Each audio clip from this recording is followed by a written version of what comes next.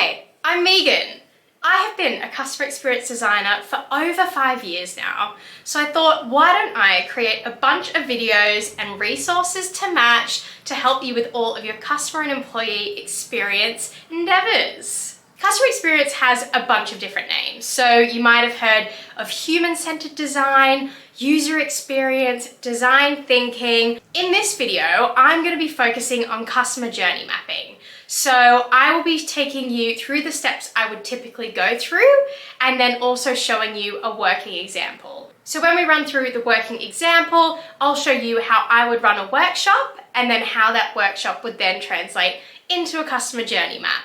I've created a pack as well that you can find on my Etsy shop. So it will give you a couple of blank customer journey maps, so blank templates that you can use for your own work. I've left the link in the description down below. You can also have a look at the other YouTube videos I have up. They all have packs to match that you'll be able to find and buy on Etsy if you would like to. All right, so without further ado, let's jump into customer journey maps.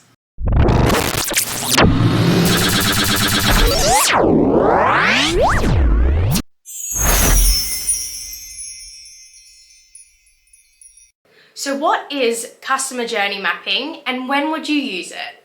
A journey map is a great way of finding out from different sources what is actually going on. So what are the actions your user is taking? What are they saying about it? So what's the verbatim that they've got and are providing you with? Then what are the pain points at each stage of their journey and potential opportunities? So a pain point might be, I need to go for a run, but I don't have any running shoes. An opportunity is sell running shoes. Journey maps are great because they take all of the actions, verbatim, pain points, and opportunity, and they consolidate them. So you can find themes and patterns, and it really is helpful in giving you direction on what you should focus on or what you should solve first. Journey mapping is generally done in the discovery phase of a project of work. So it's generally done at the beginning. You might have a team that reaches out to you or an individual from a team that asks you to come in and help them with this work. If you've got your own brand and your own business, you could absolutely use this to map out a potential future state product or process that you're wanting to have a look at or create. Or maybe you just don't know the direction you want to go with something. Customer journey mapping really helps you focus on what the user actually needs. All right, so now let's have a look at each of the steps involved in creating a customer journey map.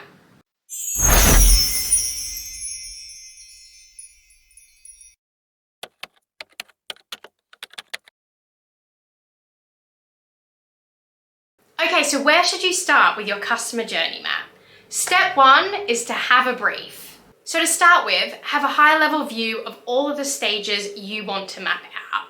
So the stages can be different for every process, but it's generally, how do I find out about this? So awareness, what am I thinking? Do I want to commit to this? So consideration, booking and joining or paying, and then finally, I've signed up, what does that look like? And then ongoing. So now that I'm part of this, now that I've paid for this, what is my experience? You also want to know who you should include in this workshop. So if you have a brief from someone, you want to say, right, who are the people you want me to include in this workshop? If it's just for yourself, you want to be clear on who you want to find out information about and make sure that they're in the workshop with you. You also want to be clear on what this is for. If you have only a limited amount of capacity at work, which of course everyone does, you want to know that this isn't just a tick box exercise and that what you're doing this for, there is actually purpose behind it and they're going to use the work that you do. You also want to know who this is for. So who are you creating this journey map for? Is it for yourself? Is it for the team that's come to you and asked for the work? Is it for a general manager? Find out exactly who this journey map is for. And finally, you want to look at what is your timeline. So do you have a deadline for this? Have they said, hey, you can just do it when you've got time? If it's for your own personal brand, is it just, well, I'll work on it outside of my regular hours, so it's going to take a month or so to do this? Have a look at what your potential timeline is.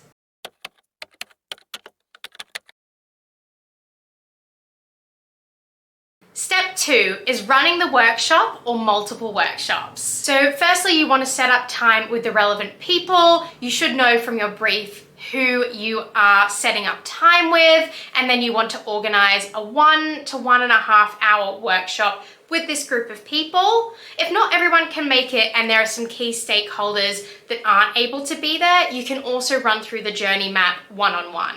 You may also need to run more than one workshop, so you might have different groups of people that you're mapping products or processes for, so you can always set up more than one workshop and then consolidate the journey maps, or just have completely separate journey maps at the end of it that you produce.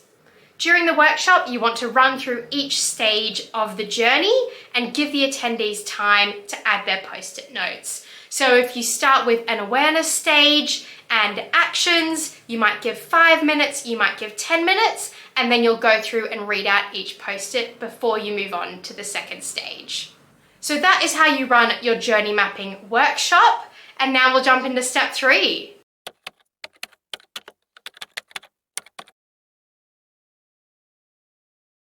All right, so step 3 is arguably the most exciting part. It is creating your journey maps. So after your workshop, you want to go through and theme up all of your post-its. So where post-its are sort of saying the same thing or they're the same theme, group those together.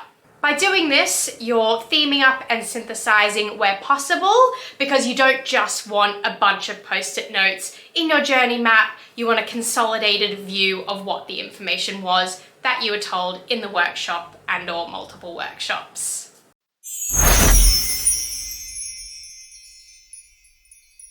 All right, so have no fear. Now I'm going to take you through a working example of how to run a customer journey workshop and then how that translates into a customer journey map.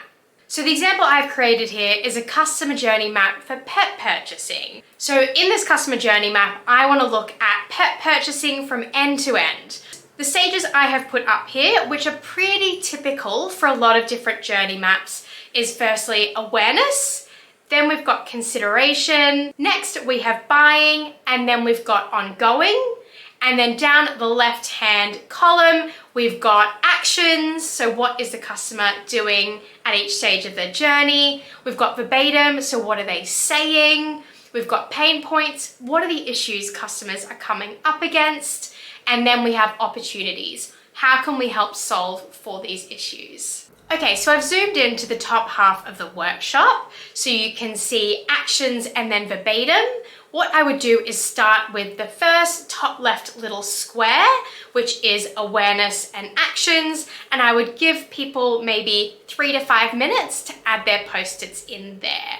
So you can do this physically in person. You can actually just write out a post-it and everyone sticks it in the relevant quadrant, or you could do this online with different things. So Mural's one that you could use so people can digitally add them online. If you don't have any of those resources, you could just get people to call out their post-its. You could even get them to write it in a little chat section and you add in their post-its as you go.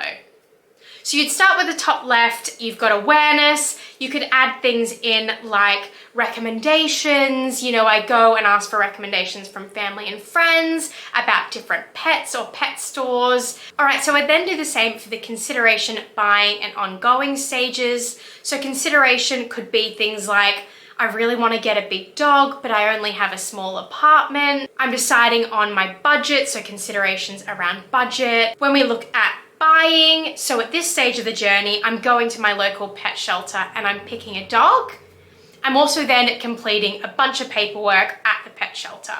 And then for ongoing, so I'm taking my dog to the vet, I'm walking my dog every day. In the second line, we've got verbatim. So what are people saying at each stage of their journey?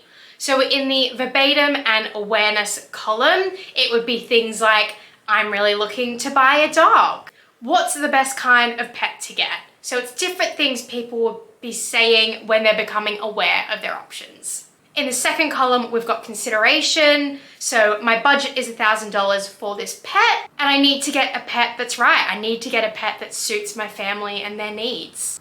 At the buying stage, you know, I'm worried that getting a pet from a shelter means I'm not going to know its history. And I'm excited to bring this dog home. Finally, for ongoing, it would be things like I've unexpectedly had to take my pet to the vet and that's really expensive. And also things like I've become really fit walking my dog every day. All right, so moving on to pain points. At the awareness journey, different pain points for pet purchasing could be things like it's hard to know what pet is right for you. I don't know anyone with a pet, so actually I can't ask anyone for advice. For consideration, we've got limited budget, that's a pain point. I want a big dog, but I only live in a small apartment. Next, for buying, a pain point is I found the right pet, but it's too expensive. And I'm actually really unsure of how to look after this pet. I've never had a dog before. How do I do this? Finally, for ongoing, a pain point could be I don't know what to do if my pet gets sick and my dog started misbehaving. I don't know what to do with a naughty dog. All right, so finally we've got our opportunities. So these are generally based off of the verbatim, the actions, and the pain points that you've heard. For an opportunity at the awareness stage, people were unsure about what pet to get. Maybe on your website, you have a decision tree where people fill in their preferences and it spits you out the dog that would be perfect for you. A website with reviews of different shelters if you're worried about where you're buying your dog from. For consideration, a concern was that you wouldn't be home during the day. An opportunity is a doggy daycare center that people can send their dogs to. A pain point was that you couldn't get to shelters, so I have created a shelter shuttle bus to get everyone around and take them on a Saturday afternoon. For buying, an issue was budget, so an opportunity could be payment plans for pets. And then another pain point was that it takes a while to fill in the paperwork. So maybe you want to have a pre-fill, pre-save section. So when you come back to get another pet, your details are already saved. Finally, for ongoing, a pain point was that you might get injured and not be able to walk your dog. So an opportunity could be an app to connect dog owners with dog walkers. So the way I ran through it, working through each little square, giving people 3 to 5 minutes, then reading out each section after they've filled it in is how I would run a typical workshop.